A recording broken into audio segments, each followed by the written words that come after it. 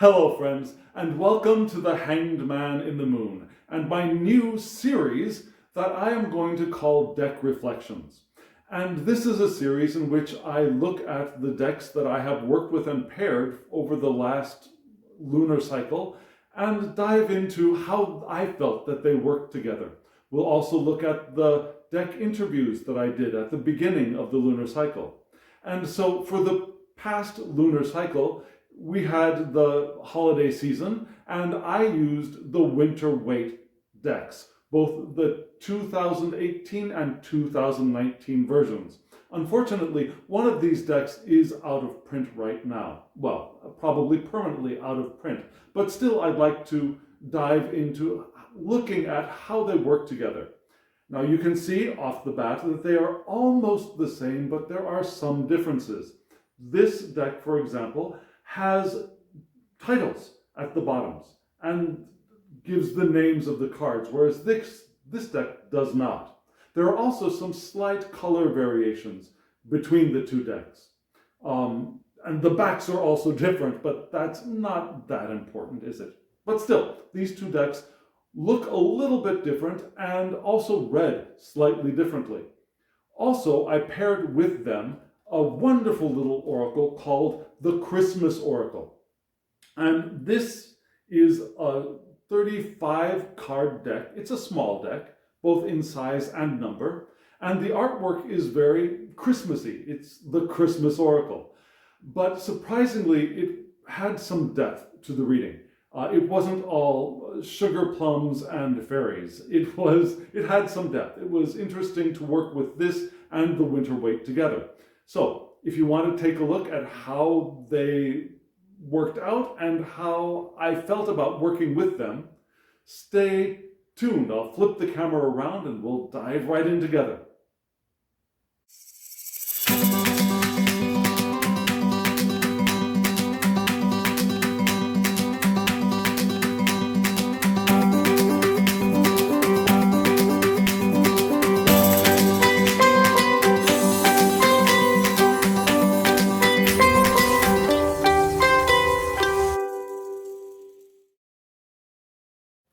So friends, as I said, this might be a continuing series on this channel where I will do a deep dive into decks that I have already used. And so for the Christmas or Yule season, these were the decks I used. The Winter Waite 2018 which is out of print. The Winter Waite 2019 version, which is currently still available, and the Christmas Oracle. So these are the boxes. Interestingly, the 2018 version and the 2019 version of the Winter Waite open differently, but they're both standard tuck boxes. Here's the other side of the boxes. Honestly, I prefer the 2018 version of the box. However, that's all that I prefer from the 2018. I actually like the 2019 much better. But let me clear these away and let's take a look at the Oracle first. So this is the box that it came in. It's a very nice plastic box. It was very useful, I thought. And you can see the backs of the cards through the box, and it has a very wintry, like ice and holly, Christmas colors, Yuletide colors, lovely little box. And this is the back of the cards. Now, for size comparison, you can see that these cards are much smaller than a standard tarot card. This is a US Games standard tarot, universal tarot deck. And so for me, I have large hands. And I usually do not like small decks. They're difficult for me to work with. However, this deck was surprisingly good and useful, and the small size was nothing compared to the pleasure I had reading with this deck. So let's look at a little bit of what it has. The deck, again, this is what the back looks like. The deck has cards instead of a little white book, which is okay. There are only 35 cards in the deck, And so using these cards to refer for meanings from 1, you can see there's a little blurb, to where is number 35? To number 35 here, yeah? Little blurbs, a little description of how you can read the card, what the creator intended the meaning to be. Very fine, very useful. And also, the first card is a description of the deck, and it has a small interview possibility, yeah? What is your speciality? Are your strengths? Which card sums you the best? Fine, I didn't do it, but it might be interesting to play with. So this deck was very nice. And even if you didn't look at the meanings, yeah, each card has the name of the card at the bottom. So here we have 2 alternative cards, yeah. Shoes and Hay, number 13, which is death in the Rider-Waite system. Number 13 has 2 cards, one Shoes and Hay, one Cookies and Milk. Both are intended to be showing gratitude to the giver. Yeah? Most of us know the tradition of leaving cookies, cocoa, milk for Santa, who gives us gifts as a way of saying thank you. There's another tradition, one in the United States that started in the 1930s during the Dust Bowl, which was a time when there was severe drought in the United States and right after the Great Depression. So it was a very difficult time economically and as far as food. So what children started doing, or were encouraged to do at that time, was to leave food for Santa's reindeer in their shoes. So they would leave hay, straw, perhaps some carrots. There's also a tradition in the Norse region where instead of Santa, Odin came once a year during Yule to give gifts to children. And children, to prepare for that, would leave food for Odin's horse, an 8-legged horse, and they'd leave straw, carrots for Odin's horse to say thank you to the giver. And because I think gratitude is that important, I left both of these in the deck as I used it. So 13 is doubled up, and you can take your choice. You can pick one, or I think using both is fine, not a problem. But you can see with the rest of the cards as well, the image and the name of the card is so clear. We know traditions surrounding most of these things, like the sleigh in flight, and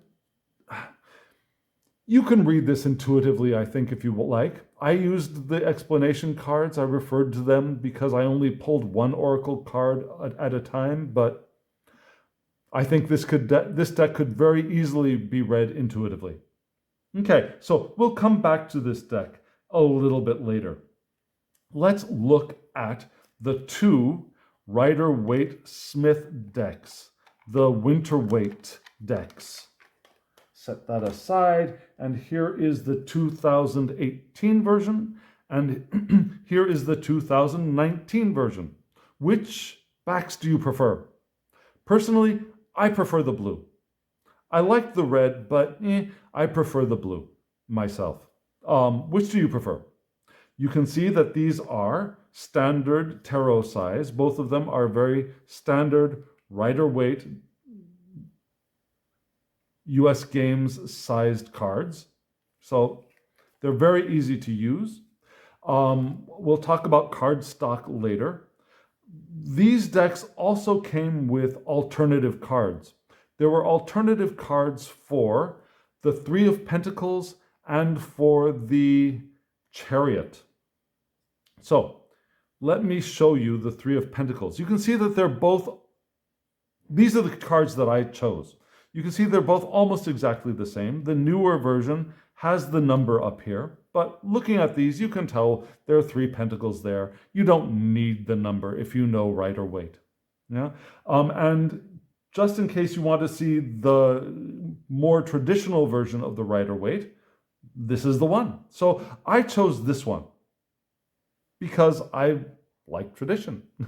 And I like the animal heads on the animal masks on these two characters here. They're off to join festivities during Christmastide. So the alternate cards are right here. Yeah, and here you can also see there are 3 pentacles, 3 children building a snowman, perhaps Frosty the Snowman, whatever you like. This deck, again, has the number. This deck does not. And they're both very nice cards. Both have a Christmas feel to them. For some people, this might have more of a recognizable Christmas feel to it than these, but I preferred these. So, what else is here? So the Chariot. Yeah, the Chariot card was an alternate card. And these are the cards I decided not to use. You can see there are children riding on a sleigh. You get the Chariot vibe. This one has the name at the bottom, so there would be no confusion. This one, was possible for me to confuse exactly what that is without a title on the bottom, but not a big confusion. Looking at it a couple of times, you know what it is, really. The card that I selected for both of these was this card. Now, in this deck, the Chariot does not have a title, but without a title, looking at this, you know it's the Chariot. Here is the traditional Winter Waite Chariot. Now we have the 2 reindeer or 2 animals sitting in front of the cart. We have no stars, but we have the canopy above. We have a wand in the hand. We have the castle behind, or the city, the fortress behind. Instead of this, we have a Christmas wreath, but you've got all of the necessary symbol forms, not exactly the same symbols, but symbol forms to recognize what the Chariot is and probably what it means. I love the way the wind is blowing in the background here, and more energy to this card. So I chose this one over this one. But, to each their own, right? So now what I would like to do is dive in a little bit to my interviews with these decks. So let's look at my interview for the 2018. And here it is. Here is my interview spread.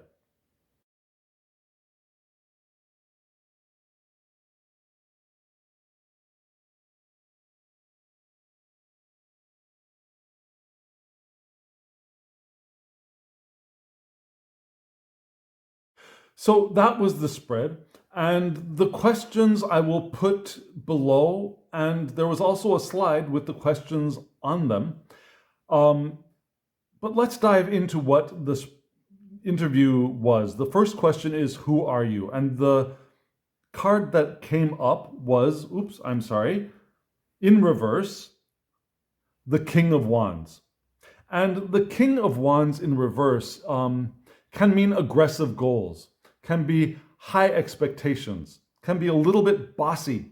And I kind of felt that's what this deck ended up being.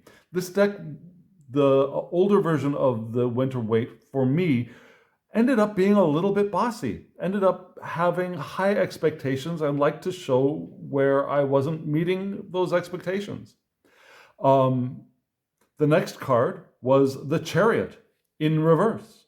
And the Chariot in reverse can be pulling in opposite directions. And this is for what the deck's strengths were. The deck's strengths were pulling in opposite directions, lack of discipline. And so the way that I read this for this interview, was this deck, being bossy, wants to show me where I'm pulling in opposite directions, where I lack discipline, where I'm unfocused, where my willpower or my path is unclear, where I am not moving in one direction. The next question was, what are your weaknesses, the deck's weaknesses? And the deck's weaknesses is a very positive card, was the Ace of Cups. And Ace of Cups is love, compassion, also can be intuition. So the way I read this for this interview spread was this deck was going to be showing me tough love, if you will. Yeah, it perhaps might not be as compassionate. It didn't end up being as compassionate in my view, but it is showing me tough love. And that's how I read this section of the interview. The weakness is that, and also it could also be repressed love, that the deck does not have as much love to give as perhaps other decks might. So number 4, question number 4, what are you here to teach me? And again, a reversed card, the reversed Hierophant. So I think this reversed Hierophant was a very positive card. It's here to teach me nonconformity, developing my own personal beliefs, a sense of freedom, challenging the status quo, challenging what is, unorthodoxy. And I think readings were a little bit like that. The readings from this deck came to be, like I said, a little bit bossy, but also unconventional, showing me where to go in my own way.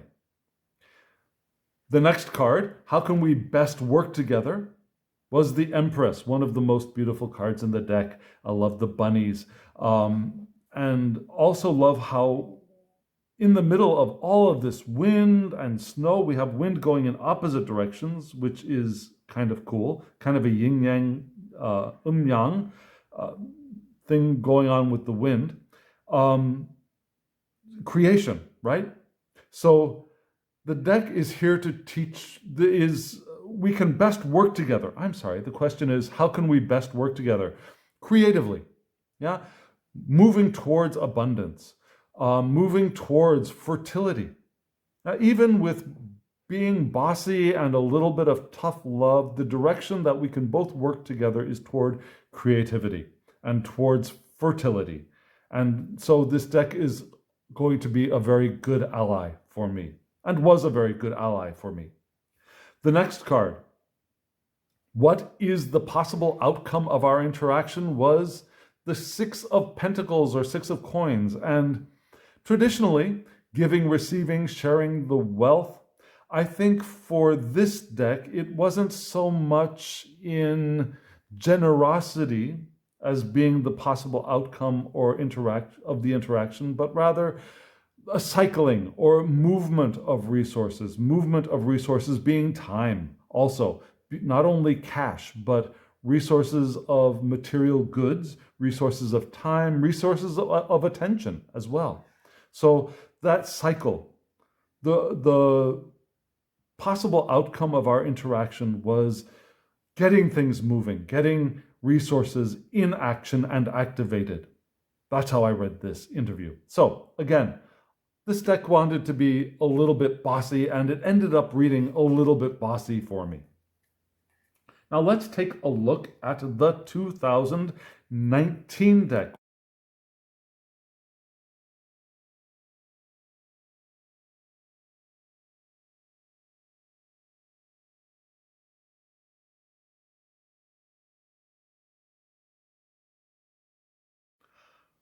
So this deck, the 2019 deck, as you can perhaps see from the interview spread, looks a little bit kinder, if you will. It was a little bit friendlier, was a little bit more of if the older version was a little bit like a bad cop, the newer version might be a little bit more like a good cop. Well, I'll talk about that a little bit more later, but a much gentler deck.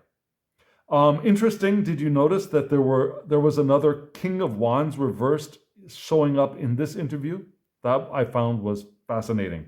So the deck's answer to who are you was the Two of Wands reversed. And for me, the way I read this was personal goals, yeah, inner alignment, and also yearning for growth or change. That is the characteristic that came through the reading, of this interview, and also the way I used this deck. The readings that came from this deck were about inner alignment and personal goals, and also yearning for growth and change. That seemed very accurate to me. The next card, like I said, the King of Wands reversed. Again, high expectations. Yeah, the card's strength is high expectations. The deck expects a lot from its reader and from the querent, the seeker. I like to call the person the seeker. This deck wants to have high expectations for the seeker, and also personal direction. Yeah, this deck wants to show us where we are headed and where we want to go. The next card, What Are Your Weaknesses, was interesting because this is, if you know me, you know this is my favorite card in all decks. The coloration of this Hanged Man, the background is lovely, I think. The tones of the sky are beautiful. And I love that there's snow piled up on this leg forming the four. So for me, the weakness for this Hanged Man is that this deck is going to require or ask for the reader and for the seeker to take a time out, to pause, to take the needed time to gain the new perspective. Yeah, and new perspective, this is an upright card, so the new perspective is part of this. And the reason why it's a weakness is you're not going to get a fast, easy, quick read. It will take a moment. You will need to take a moment to absorb and to reflect and to change your perspective. And that seemed accurate as well. Number 4. What are you here to teach me? And the Queen of Cups reversed. So I wanted to read this in the most positive light. So inner feelings, self-care, self-love. And that quality came through in the readings from this deck. This was a much more gentle deck to me. The next question is, how can we best work together? And the Nine of Pentacles came up, which is a lovely card. Yes? So what do we have here? We have abundance, prosperity, refinement, if you will, independence, self-sufficiency. Yeah? So that's the way this deck wants to work together. Working together in abundance, in independence and self-sufficiency, knowing that we have the resources and we can enjoy the resources. We can take the time to enjoy what we have as we move forward. The last question, what is the possible outcome of our interactions, is the Page of Cups. And this is a lovely card too. Yeah? Page of Cups, creative opportunities, intuitive messages, curiosity, possibilities. And this deck was like that. It showed possibilities. It showed creative opportunities. It showed some pointers towards where intuitive messages might be appearing. So this was a much softer, more friendly deck to me. I liked both. Don't get me wrong. I'm not saying I hate the old one and I love the new one. I liked both. But one was a little bit harsher to me than the other. So now what I'm thinking of doing is this. I will put all 3 decks out for a moment, and I will shuffle, yeah? And let's see how they read together. So I've got the reverses out of these decks right now, yeah? The cardstock for these decks is very much like well, this one is a little bit stiffer. Granted, I will give you that. This one is glossy. The cardstock is glossy. Can you see that? Yeah, there's gloss here. Yeah. And the cardstock is thicker. But for me, personally, glossy cardstock shuffles much easier. Not so much in riffle shuffling, but you can see it riffle shuffles very nicely. But in overhand shuffling, yeah? Glossy cardstock for me, because of that little bit of stick, doesn't fly out of my hands as easily as some of the matte cardstocks. And this one is a little bit more matte. Yeah? You get a little bit of reflection, but I've really got to find that reflection for this deck. Yeah, it's much more matte. It's smooth. It doesn't have linen finish.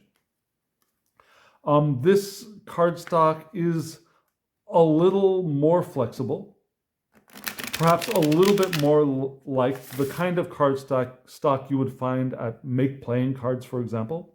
Yeah, shuffles very easily. Riffle shuffles beautifully. Yeah, bridges beautifully. Let me give you one more example of a shuffle with a bridge. Here's the riffle shuffle. Yeah, here's the bridge. Sounds beautiful, doesn't it? And also, when we go to overhand shuffling, see, for me, death.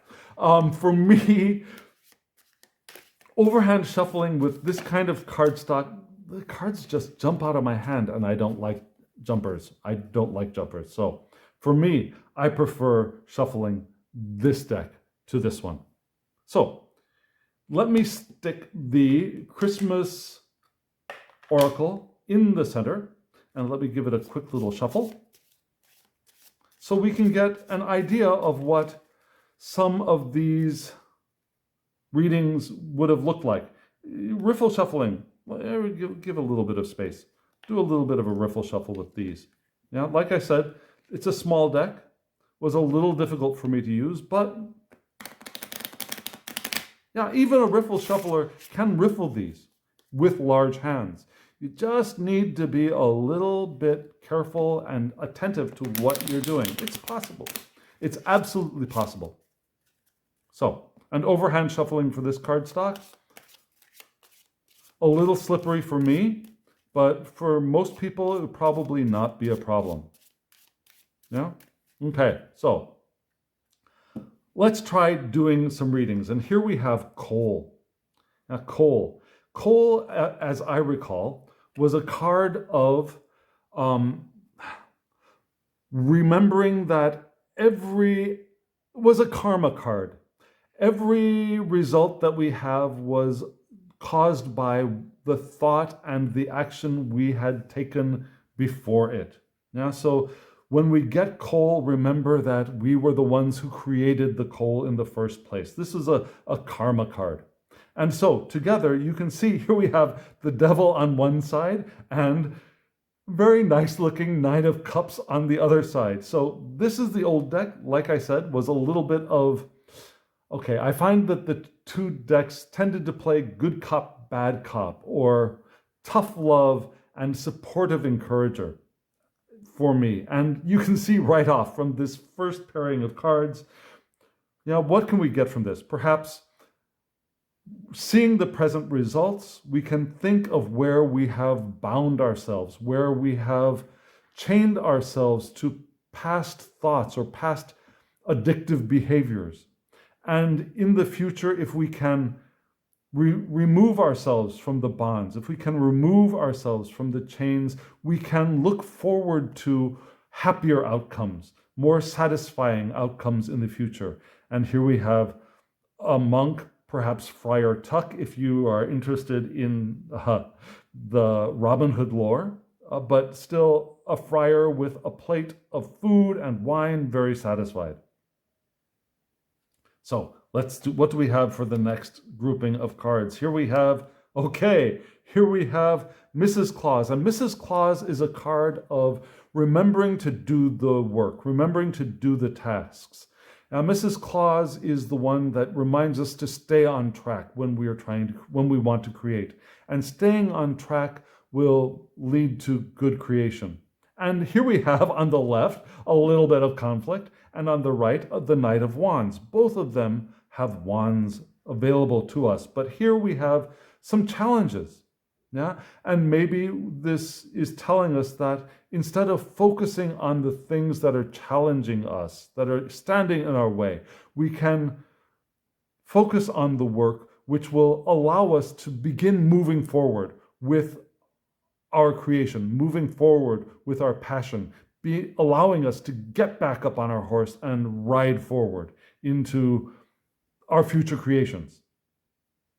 Let's see what we have here. Okay, we have, now see, the Two of Pentacles is not an aggressive card, but it does require balance, presence, gifts, remembering that we don't always know exactly what is coming for us, but if we can anticipate the good, probably we will get more of the good. And so we want to stay balanced.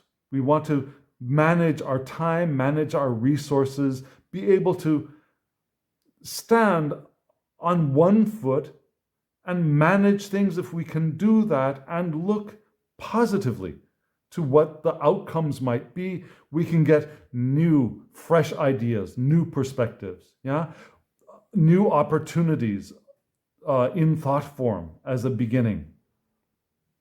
Let me do one more. What do you think? Is this something you'd like to see again with other decks?